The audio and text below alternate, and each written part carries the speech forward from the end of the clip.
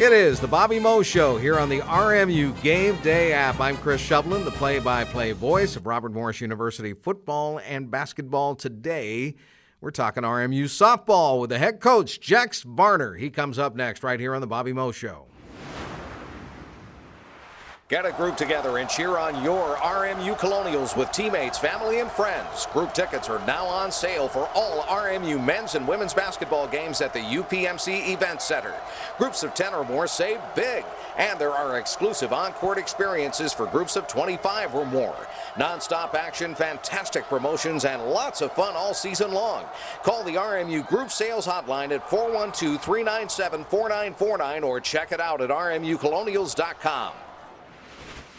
Jack Sparner is the head softball coach at Robert Morris University. And Jax, you have to be one of the rarities in the athletic department in the fact that you are an alum of Robert Morris University and you're on the coaching staff and in the athletic department. And I'm not so certain that there are other Robert Morris grads in the athletic department. You know what? I think there might be 2 or 3 of us.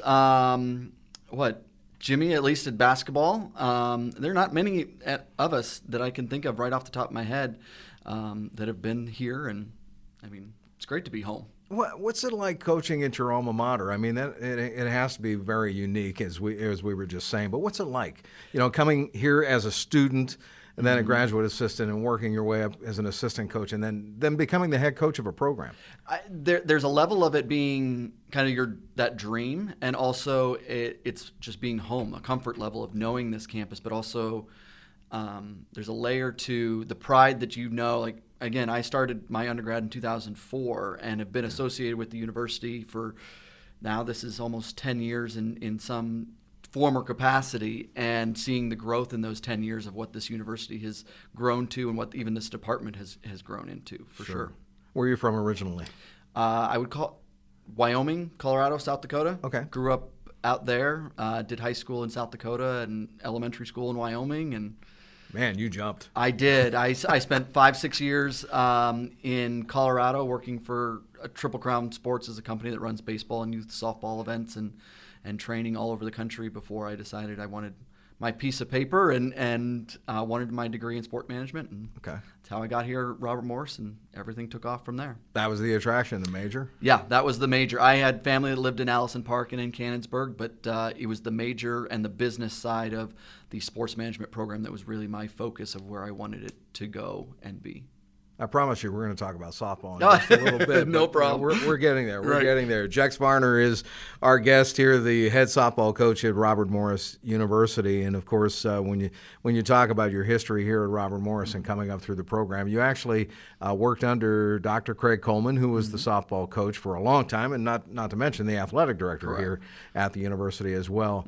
And Craig was just a great guy when he was here, and obviously still is. But, talk about the experience working for him and under him and learning the trade from him. Right. And I think it was great to build and start the career, obviously, in a place where you also felt home, you felt safe, being the graduate and doing the GA work with him and learning, giving kind of the freedom to be able to do a lot of different things and try things that you wanted to experience. So much of coaching is trying to develop your new ideas, your techniques. Do they work with this athlete? Do they work with that athlete?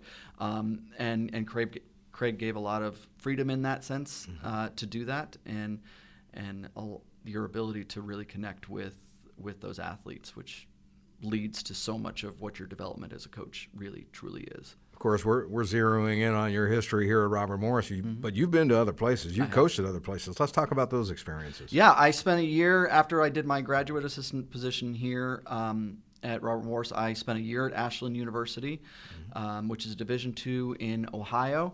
I spent 3 years at Kent State University as an assistant coach over there, and then 4 years as a head coach at Lafayette College, which is in Eastern Pennsylvania. Yeah. Yep. I've been to all of those places, and they're a little bit different from this campus. They're all very different. They're all very different. And a little bit different from this program as well. Yeah, I think when I got there, my year at Ashland with Sheila, Coach Goulis is a Hall of Famer. She's retired. We went to Super Regionals. It's Division II, but it's a small town. It's great. Kent is obviously a much larger campus, and Coach Linder was great in helping me develop those things, and then being able to give me some traits to go take to my head coach start at Lafayette College, which is very high academic school, and it's a different area of the country. It's a different part of this state. It's amazing how different the eastern part of the state is from southwestern PA, for sure. And we were talking a little bit before we started taping the show here tonight, the Bobby Moe Show, that travel in athletics is just amazing. It's an eye-opener for everybody, for coaches, for players who may not get to certain places, certain parts of the country, certain regions, even certain cities, if it weren't for athletics. So it is truly an eye-opener. It is, and I think that's been one of the things that we have tried to acknowledge with our student athletes, even in the move to the Horizon League, is most of our girls haven't spent a lot of time in Chicago, haven't spent that time in Green Bay. We went to Green Bay last year for the first time, and it's a really, really long trip. But it's also a completely different experience, Green Bay, than I think what people think what Green Bay is. They think Packers, they think a bigger city, and it's not like that. Yeah. And even the move to the Horizon League has allowed a lot of opportunities for us to do new places all over the Midwest. You just said something that I said a week ago because I had never been to Green Bay before until the basketball team played there earlier in the season, and I don't know if I would have ever gotten to Green Bay. And we were playing right across the street from Lambeau Field. Yeah. Which is incredible. It was, and when we went there, their field is a little off from Lambeau, but we got a chance to kind of drive past. My assistants went by to take a look as well. We were scrounging, just trying to find our Starbucks around town. Like, it's a thing for our team and for our coaching staff, and we were just trying to find a Starbucks in Green Bay. It was eye-opening for sure. All right, what's the go-to at Starbucks for you? Well, they stopped selling my drink a while ago. I'm in iced white mocha, white chocolate mocha. Yeah.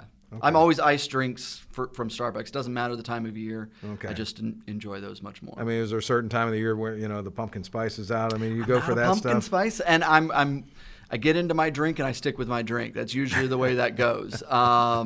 So cinnamon dolce latte used to be my go-to for sure, but they don't have that current shortages that they're experiencing. Yeah, but I usually have one and stick with it. And all right. Yeah.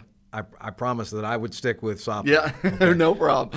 One last off the beat question, and I know we're going to talk about your team, we're going to talk about your upcoming schedule, but what came first, softball, baseball? I mean, how did you get into managing women's softball? It obviously started with baseball through my playing career and through my experience there. My time in Colorado I spent with Triple Crown. I helped with some youth softball tournaments and did some lessons for baseball and for softball athletes. So that was kind of the start back in, what is that, got to be like early 2000s now. Started doing some lessons and doing some things off to the side there. And got an experience and got the opportunity to get into coaching, and I began to find that it just fit my personality so much better, working with a female athlete and the empowering side of what this job is and what our goal is as a head coach from a female sport, and it just fit to who I am better, and started there. But this is the perfect fit for me, and working with these amazing young women. Jex, January 10th is a big date for you, right? Tell me why. We get started, finally, we get back from break, and it's time to hit the grind and start working. That means we're about 4 weeks away from getting on the dirt. So it's time to hit the ground running and get to work with our first practices and lifts of the year and start putting all the stuff that we did in the fall together for a successful run in the spring. Everybody knows how cold it is in Pittsburgh in January. How do you cope with that? Do you train indoors the whole time? Do you get out at all? We will get out if the weather allows it, whether it is precipitation or temperatures. But the Golf Dome is awesome for us, and you can get a full field plus out there in the Golf Dome, and so we're able to run our full scrimmages and do everything that we need to in multiple stations, layers. It's awesome, and it's a great prep for those 4 weeks. There's no substitute for getting on the dirt, but it's not just stuck in a gym and you're not able to even get ground balls or fly balls or do live situations, and that's what the Golf Dome is huge, and we are grateful for that for sure. And you're going to travel to some warmer climates to get ready for the season, right? Yeah, we've got the Carolinas to start the year.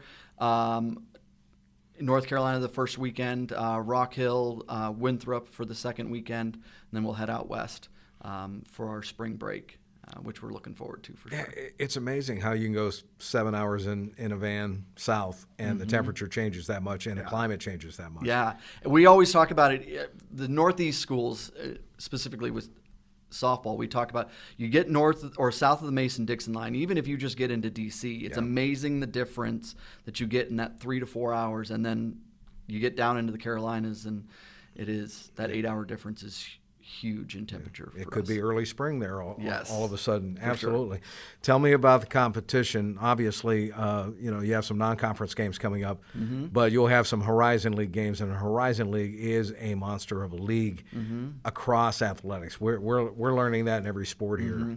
Yeah, I mean we've got a really challenging non-conference schedule. We're really looking forward to our non-conference schedule with Power 5 schools and opportunities to play some great programs, some MAC schools and other high-end competition. But that's all to get us prepped and ready to go for that Horizon League. That is, it's a battle and it's a fight, and we experienced that last year with the extended COVID schedule. We were playing 4 games in a weekend against Horizon League opponents, and now we're at least back to a more normal 3-game set on a weekend with Horizon League opponents. But it's a grind, and it's something that we're really we did a very good job with it last year. And you qualified for the conference tournament. Yeah, finished 4th in the conference, and really had a winning record against the top 3 in the conference.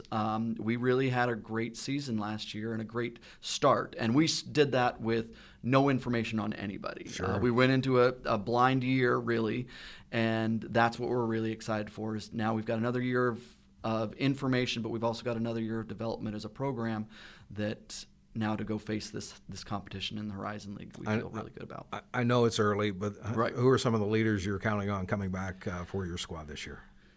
Oh, and I know that's that's a tough question at this point and it's in time. not even too early. That's one of the great things about where our team is right now is our young women have really stepped up and what we've been able to bring back. We lost Natalie Higgins, we lost Madison Riggle, who were huge pieces of our puzzle last year, but everybody else from that team comes back. That's and great. It's awesome. I'm starting conference tournament games last year with 8 people that have returned. And that's awesome. Only losing Nat and Madison are the only ones we don't bring back. That's great. Dana Vatakis is going to be huge for us in the circle. She had a phenomenal fall. She's been great for this program. We've seen the growth of our middle infield. Charlotte Grover was all freshman team last year, and Faith Miller was all tournament team. Up the middle, we're really strong. Elena York, who is played, I think, nearly every game in center field since she took over. After Bree Bunner had graduated, Elena's taken over in center. She's going to be a huge part.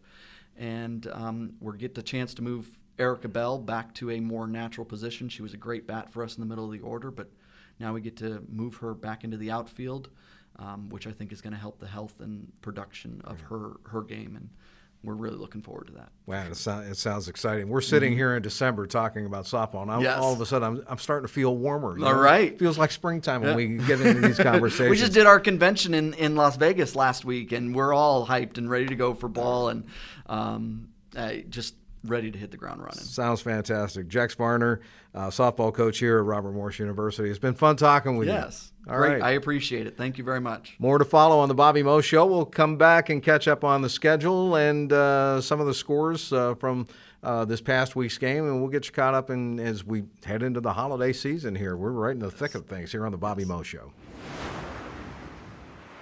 Welcome back, RMU basketball fans. Single game tickets are on sale now through Ticketmaster for all RMU men's and women's basketball home games at the UPMC Event Center. Don't miss out on the full court excitement of RMU and Horizon League basketball. Non-stop action, fantastic promotions, and lots of fun all season long. Go to Ticketmaster and get your tickets now. To stay up to date on all RMU basketball news, download the RMU Game Day app or check it out at rmucolonials.com.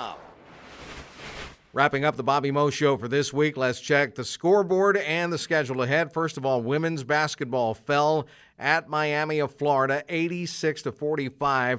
last weekend, and they're off for a few more days.